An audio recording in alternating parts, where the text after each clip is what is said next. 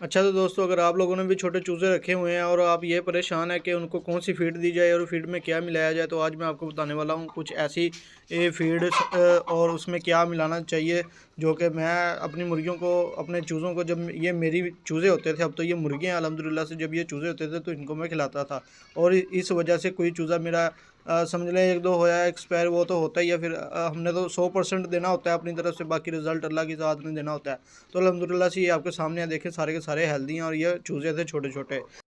तो वीडियो करते हैं शुरू। वीडियो को शुरू करने से पहले मैं आपको बता दूं, वीडियो को कहीं से भी स्किप ना कीजिएगा, क्योंकि इस वीडियो में जो है ना पॉइंट बहुत बिगनर तरीके से मैं आपको बताने वाला हूं। वो है कि फीड है और वीडियो भी बहुत ज़्यादा छोटी है, तो इस वजह से वीडियो को कहीं से भी स्किप ना कीजिएगा, वीडियो को लाजमी से देखिएगा। और चैनल मेरे पर नहीं हो तो चैनल को सब्सक्राइब कर लो, ताकि मज़ीद आपको भी इस तरह की इन्फॉर्मेशन वीडियोज़ बआसानी मिलती रहे। और वीडियो को लाइक शेयर भी कर देना, ताकि और दोस्तों का भी फ़ायदा हो सके। और कमेंट में अपनी राय देना ना भूलिएगा।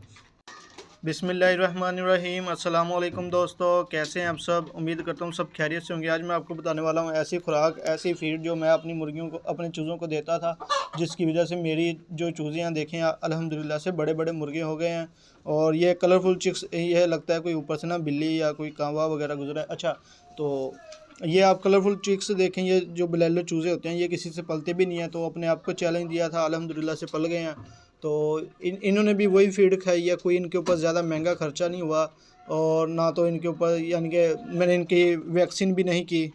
वैक्सीन से मुराद ये नहीं कि मैंने इनकी ज़रा भी केयर नहीं की। वैक्सीन से मुराद जो देसी इंग्लिश वैक्सीन होती है वो मैंने इनको नहीं दी, यानी कि देसी वैक्सीन दी है इनको।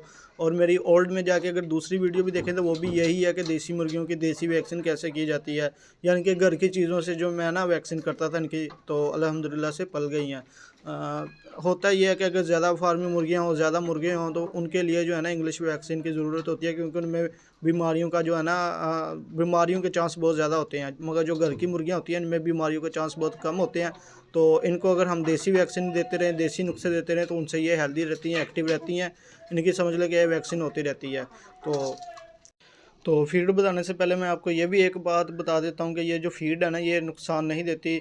ये क्या नाम है, कुछ लोग होते हैं जो कहते हैं कि ये फीड नुकसान देती है। बड़े बड़े शौकीन लोग जो होते हैं, बड़े बड़े उस्ताद जो होते हैं, वो ये फीड जो है ना अपने चूज़ों को पालने के लिए ट्राई करते हैं, यानी कि देते हैं उनको। तो बहुत फ़ायदेमंद होती है, तो आपने भी इसको स्किप नहीं करना, यानी कि इसको छोड़ना नहीं है, आपने इसको लाजमी से अपनी मुर्गियों को खिलाना है। तो फीड जो है ना वो है जी 14 नंबर फीड। ठीक है जी, 14 नंबर फीड है वो। आपने 14 नंबर फीड ले लेनी है।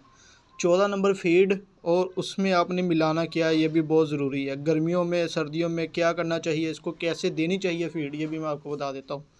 सबसे पहले तो इसकी तसीर जो होती है ना गर्म होती है, यानी कि ये फीड जो होती है ना बहुत गर्म होती है। अगर आप गर्मियों के महीने में दोपहर के टाइम सख्त धूप हो और आप अपनी मुर्गियों को, चूज़ों को ये खिला दें फीड, उसके बाद अपनी चूज़ों को पानी ना पिलाएं, तो आपके चूज़े मर सकते हैं, क्योंकि ये गर्म होती है।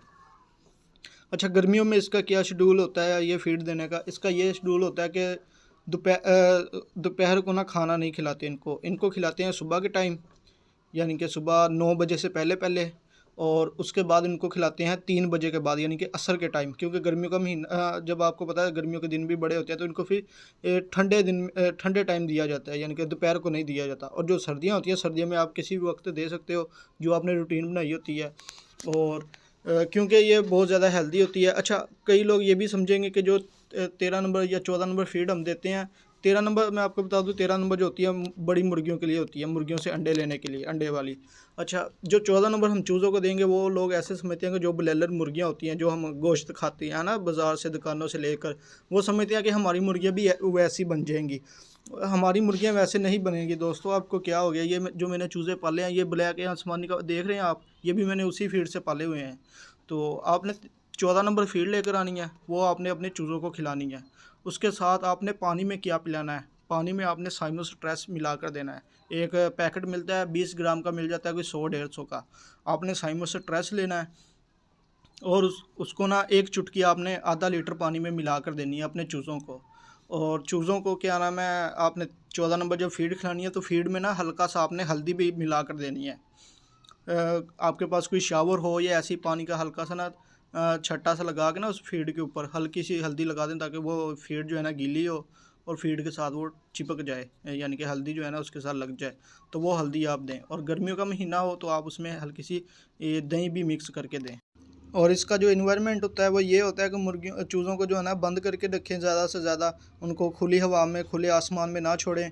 और उनका अच्छे से केयर करना ये है कि एक अदद बल्ब लाजमी से लगाएं। अगर आप बल्ब नहीं लगा सकते तो आप अपने केज को अच्छे से ढक के रखें ताकि उनको अच्छे से हीट मिले, उनको ज़रा सी भी हवा ना लगे, या यानी कि उनको ना सीधी हवा जो होती है ना ठंडी हवा वो ना लगे, क्योंकि आपको भी पता है वो सर्दियाँ कितनी ज़्यादा हो गई हैं।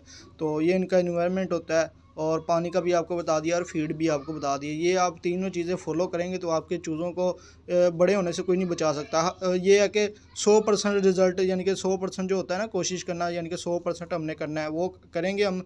और रिज़ल्ट जो होता है ना वो फिर आपको पता है अल्लाह की ज़ात नहीं देना है। तो इस वजह से तो कमेंट में अपनी राय ज़रूर दीजिएगा कि आपको ये वीडियो कैसी लगी, क्योंकि कमेंट से ये है कि इंसान का कम्युनिकेशन बना होता है। जब आपका कमेंट आता है तो उससे हमें पता चलता है कि अगले इंसान को वीडियो कैसी लगी है, फिर उस हिसाब से हम अगले का रिस्पॉन्स करते हैं, उस हिसाब से फिर हमें जज्बा मिलता है वीडियो बनाने का। तो ये थी दोस्तों आज की वीडियो। उम्मीद करता हूँ आपको आज की वीडियो अच्छी लगी होगी। वीडियो आपको ज़रा सी भी अच्छी लगी हो तो वीडियो को लाइक शेयर और कमेंट करना मत भूलिएगा, आपको पहले भी बताया। और चैनल में पर नहीं हो तो चैनल मेरे को सब्सक्राइब कर लो ताकि मज़ीद आपको भी इस तरह की इन्फॉर्मेशन वीडियोज़ बआसानी मिलती रहें।